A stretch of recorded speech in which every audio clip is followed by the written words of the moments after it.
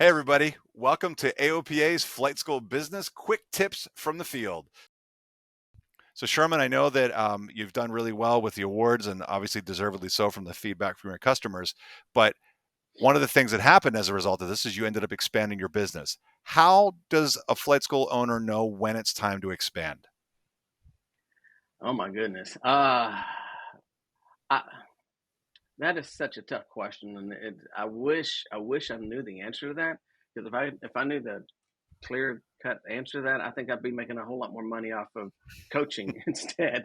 But when you have students that are waiting to get in, you've got a wait list. That tells you several things, right? That tells you you're so successful, people are willing to wait for you. But at the same time, if they don't get a response soon, an invite to come and train with you soon, are they just going to go somewhere else?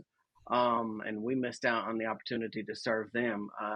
So I look at student instructor load, and aircraft. How many aircrafts do we have, and so do we need to add some? We're not shy about adding them. And in this market, even though the market I think has softened somewhat for aircraft purchases and the price point on them, I don't think it's ever going to come back down to where it was before it went crazy.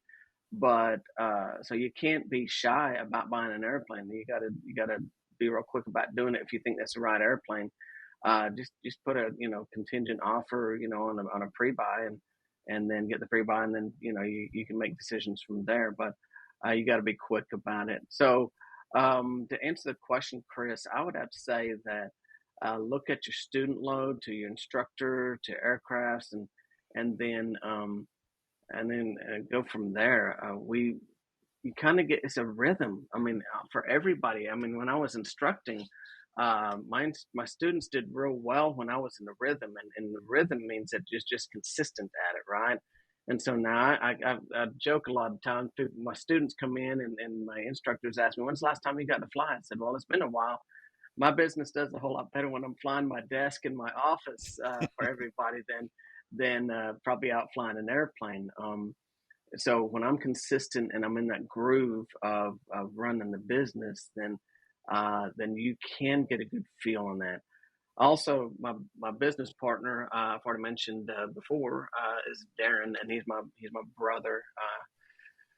And when we get down to real, nuts and bolts of the business and the dollars and cents and everything, where he's a decades long business owner, and so he has a whole lot more experience in that than I do as far as running it from the business standpoint.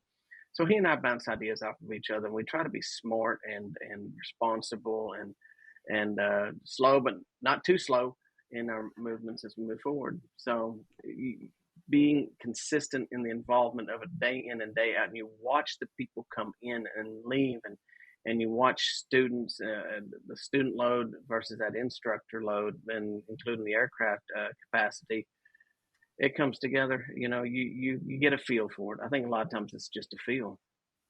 Fair enough. Thank you.